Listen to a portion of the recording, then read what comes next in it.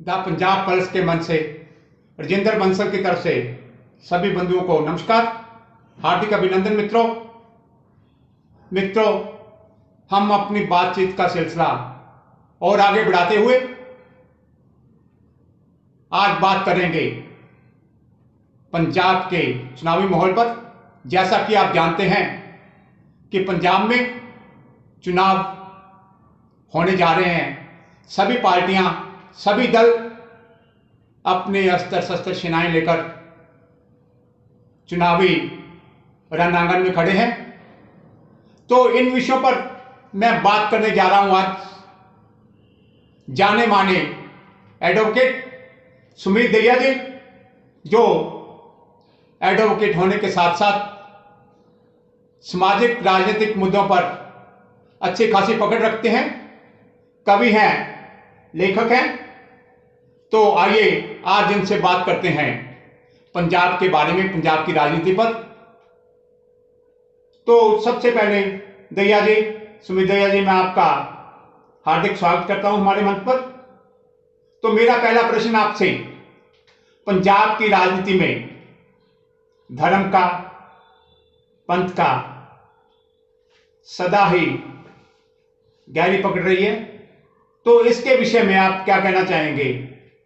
पंथक वोटों का या पंथ के नाम की राजनीति का पंजाब के चुनावों पर कितना असर होने वाला है? धन्यवाद बंसल जी। सबसे पहले मैं नमस्कार करता हूं आपके पंजाब पल्स के सभी दर्शकों का। और जैसा कि आपने कहा कि पंथक वोट बैंक का पंजाब की राजनीति में क्या प्रभाव है, पूरा प्रभाव है जी, और बहुत शुरू से है। अगर आप देखें कि 2015 में बरगाड़ी में या बैबल कला में या कोटकपूरा में जो हुआ, वही सेम दोबारा इन दिनों रिपीट किया जा रहा है। ये जो मेन मुद्दे हैं पंजाब के, शिक्षा है, स्वास्थ्य है, भ्रष्टाचार है, पलायन है, नशा है, जो मुख्य मुद्दे हैं, राजनीतिक मुद्दे हैं। और राज्य के नाते एक राष्ट्रीय महत्व का स्टेट है, क्योंकि बॉर्डर लगता है लगभग 500-600 किलोमीटर से ज्यादा। आए दिन ड्रोन आते हैं, आए दिन ड्रोन पकड़े जाते हैं। तो जो भी मुख्य और मेन मुद्दे हैं, उससे ध्यान भटकाने की कोशिश पंथक वोट बैंक के जरिए की जाती है। धार्मिक भावनाओं को भुनाने का लोगों की प्रयास किया जाता है और धार्मिक भावनाओं के आधार पर लोगों का वोट लेने का प्रयास किया जाता है। पिछले 3 दिनों से जो कपूरथला, अमृतसर या आप इससे पहले सिंगू बॉर्डर पे हुआ, बेअदबी के मामले एकदम बढ़ना, या बेअदबी के नाम पर पूरी तरीके से बेअदबी भी नहीं है, मैटर ऑफ इन्वेस्टिगेशन है, जैसा आप जानते हैं। कपूरथला में तो एसएसपी ने यह भी कहा है कि वो मामला पूरी तरीके से बेअदबी का नहीं था, वो चोरी करने के लिए आया था। तो चाहे बेअदबी कह ले या किसी भी तरीके से, इससे पहले केसगढ़ साहब में भी हुआ था, उन्होंने रागियों पर बीड़ी फेंकी। तो पिछले कुछ दिनों से, कुछ टाइम से जो सिलसिलेवार 4-5 घटनाएं बेअदबी की हुई, बिल्कुल ठीक इसी तरीके से 2017 के इलेक्शन से पहले 2015 में घटनाएं शुरू हुई थी, जिसकी कीमत अकाली भाजपा सरकार को अपनी सरकार गवाकर पंजाब में चुकानी पड़ी थी। बिल्कुल ठीक उसी तरीके से फिर से पंथक वोट बैंक को जिंदा करने के लिए दोबारा, मतलब वैसी ही राजनीति, षड्यंत्र में इसको कहूंगा, जो कि किया जा रहा है। और अगर आप ये भी सोचें कि मैं लॉ एंड ऑर्डर की व्यवस्था का हाल आप जानते हैं, खस्ता हालत, सड़कों का हाल आप जानते हैं, शिक्षा स्वास्थ्य का हाल पंजाब से कोई छुपा हुआ नहीं है। लेकिन अगर आप बंदे को इस तरीके से मार देंगे किसी को, तो आपने उन सबूतों को भी साथ में मार दिया, जिससे आप पता कर सकते थे कि किस तरीके से, मतलब कौन ये षड्यंत्र कर रहा है, इससे इन्वेस्टिगेशन हो सकती थी। लेकिन आदमी को मारने का मतलब है कि वो सारे सबूत, वो सारे चीजें वहीं खत्म हो गई। तो पंथक वोट बैंक का प्रभाव बंसल साहब बहुत शुरू से था, और अब ये प्रभाव इस लेवल पे आ गया है कि मतलब आप गुरुओं को या फिर आप लोगों को, तो जैसे राजनीति में हमेशा बरता ही जाता था, अब धर्म इस लेवल पे आ गया है कि गुरुओं को भी नहीं छोड़ा जा रहा। सभी तरह की चीजें इसमें इन्वॉल्व हो गई हैं। तो ये तो बात हुई पंथक राजनीति की या पंजाब में धर्म की राजनीति की। इसके अलावा भी हम देखते हैं कि पंजाब सरकार में पिछले 5 साल से ही रूलिंग पार्टी में आपस में बहुत खींचतान रही है, एक दूसरे के खिलाफ खुल के बोलना, जिसकी परिणति अमरिंदर सिंह को अपनी गद्दी गंवाकर करनी पड़ी। आज भी वो नाराज होकर कांग्रेस से अलग चले गए, अपना दल बना लिया उन्होंने। और आज भी वो सिलसिला रुका नहीं है। आज भी हम देखें गुरजीत सिंह राणा का जिस तरह का बयान सिद्धू के खिलाफ आया है, सिद्धू भी रोज कुछ ना कुछ नया झंडा गाड़ के कुछ ना कुछ नया क्लेश कांग्रेस को खड़ा करते हैं।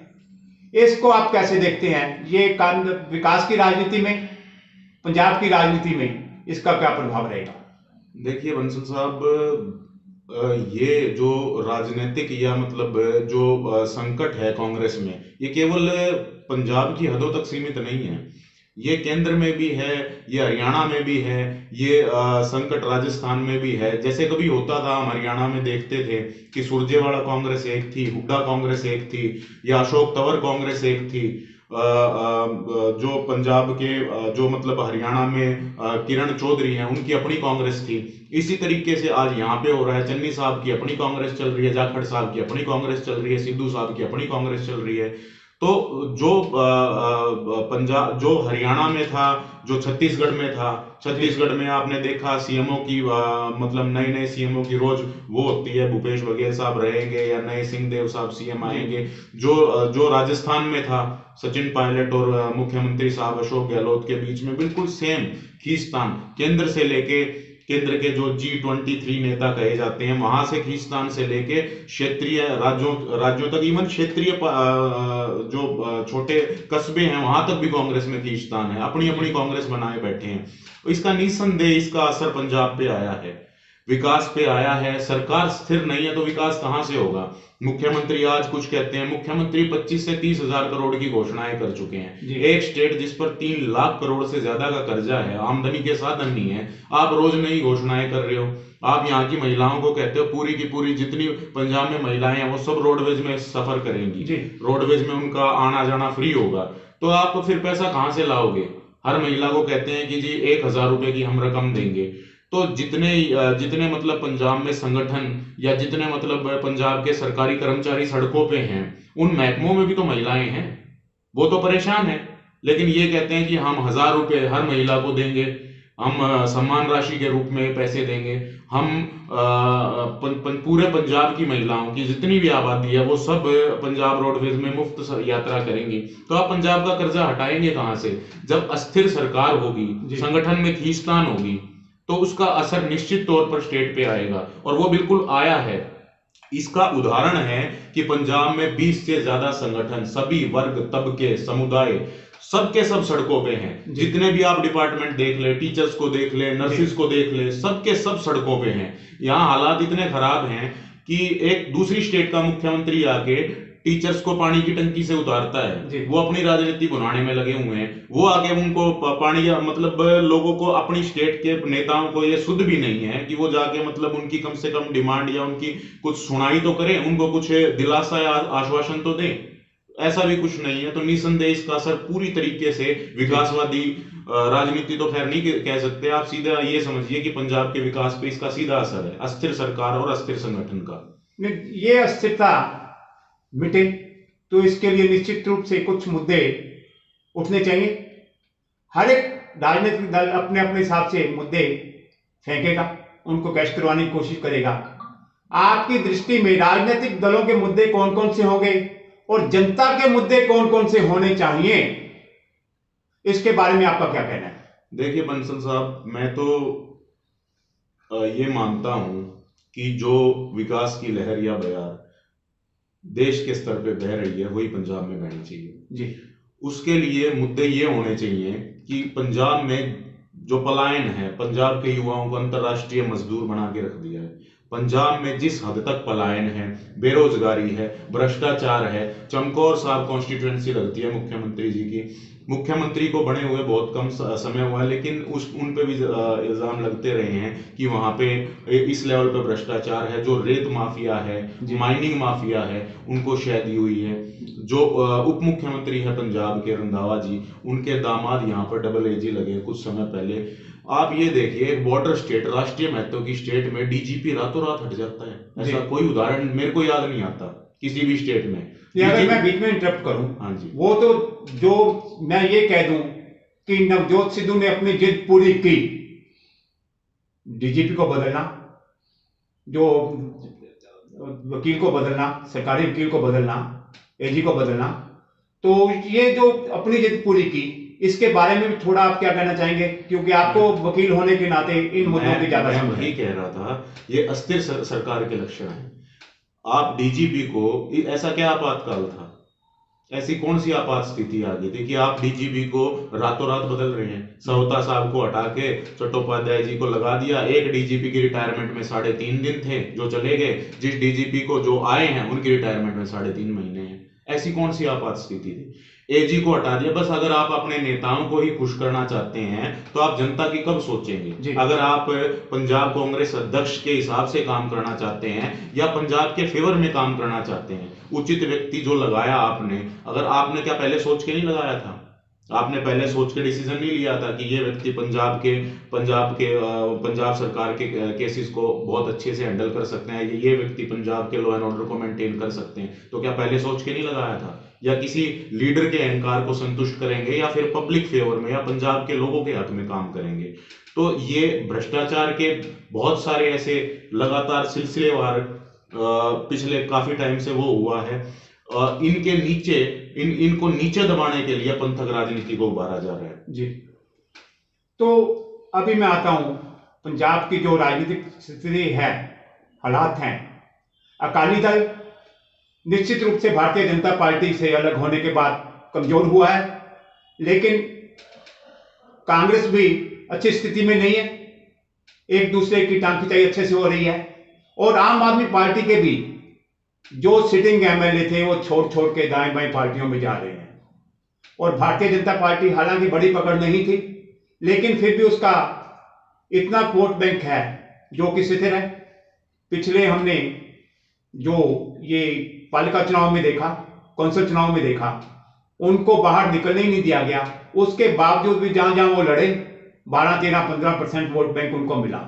तो आगामी समय में आप पंजाब के विधानसभा के चुनाव परिणामों को किस तरह से देखते हैं, क्या होगा आपकी राय में? बंसल जी, ऐसा है, आम आदमी पार्टी टूरिज्म पॉलिटिक्स करती है। आम आदमी पार्टी, क्या पंजाब के लोग ये चाहते हैं कि कोई आदमी पंजाब का मुख्यमंत्री पंजाब के बाहर से तय करे? ऐसा ही तो कांग्रेस में हुआ है। मुख्यमंत्री जो चन्नी साहब इस समय पंजाब के मुख्यमंत्री हैं, वो कभी पंजाब के मुख्यमंत्री का चेहरा नहीं थे, चेहरा कैप्टन अमरिंदर सिंह थे।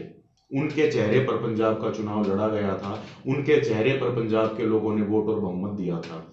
तो आने वाले समय में भी निश्चित तौर पर अगर पंजाब के लोग ये नहीं चाहते कि किसी विजनलेस जोकर के हाथ में पंजाब की कमान चली जाए, तो एक जो मतलब ऐसा चेहरा जो मैच्योर हो, जिसको राजनीति का अनुभव हो और जो राष्ट्रीय महत्व और पंजाब को राष्ट्रीय संदर्भ में भी समझता हो, तो मैं ये मान के चलता हूं कि कैप्टन अमरिंदर सिंह और भाजपा जो कि एक हो चुके हैं, सुखविंदर सिंह ढींडसा जी की भी अकाली दल जो उन्होंने अपनी बनाई थी, तो ये तीनों मिलकर इलेक्शन लड़ेंगे। तो ये मतलब मैं ये नहीं कहता कि कोई स्पष्ट बहुमत की तरफ बहुत, लेकिन ये है कि ये मतलब एक मजबूत दावेदार या कड़ी टक्कर पेश करेंगे। जैसा कि मैंने आम आदमी पार्टी के संदर्भ में कहा कि वो टूरिज्म पॉलिटिक्स करती है, 2 दिन के लिए कोई आया, 3 दिन के लिए कोई आया, और जैसा आपने भी खुद कहा कि उनके जितने भी लीडरान थे या जितने भी मतलब उनके एमएलएस थे या जो यहाँ बड़े चेहरे माने जाते थे, वो टूट के दूसरी पार्टियों में चले गए हैं।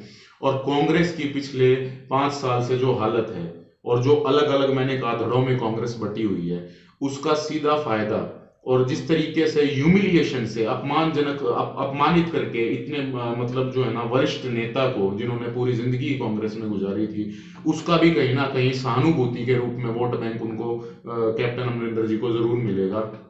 तो दिलचस्प होगा देखना कि किस दिशा में मतलब वो इनके इलेक्शन परिणाम जाते हैं। लेकिन मैं एक चीज पंजाब के लोगों को कहना चाहूंगा कि आप वोट करें विकास के लिए, विकास की दिशा में, विकास केंद्रित मुद्दों पे वोट करें, ना आप पंथक वोट करें, ना आप मतलब राजनीति में किसी और माध्यम से या कोई जो ये जो अपने मैनिफेस्टो के माध्यम से रेवड़ियां बांट रहे हैं, झूठ बोल रहे हैं, या जो कहते हैं कि हम आपको व्यक्तिगत लाभ पहुंचा देंगे, हम आपको लैपटॉप, साइकिल, इस तरीके से जो इनको भी मद्देनजर ना रखें, ना आप मतलब पंथक वोट को मद्देनजर रखें, धार्मिक भावनाओं को भड़काने वाले लोगों को भी दरकिनार करें। आप वोट करें विकास के आधार पे, चाहे वो चंडीगढ़ का नगर निगम का चुनाव है, चाहे वो पंजाब का चुनाव है।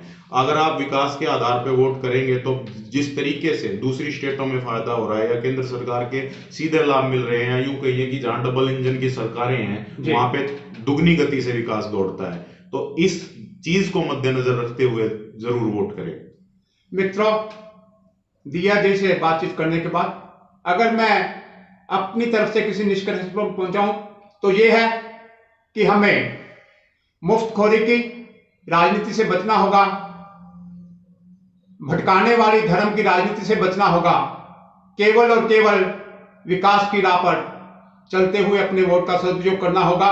यही कामना करता हूं कि आप सभी आने वाले समय में अपने वोट का सही उपयोग करेंगे ताकि पंजाब जो पिछले काफी समय से कर्जे में है, उससे पहले भी आंतरिक मुसीबतों से ग्रस्त रहा, उससे निकले और पंजाब फिर से भारत का सिरमौर बने।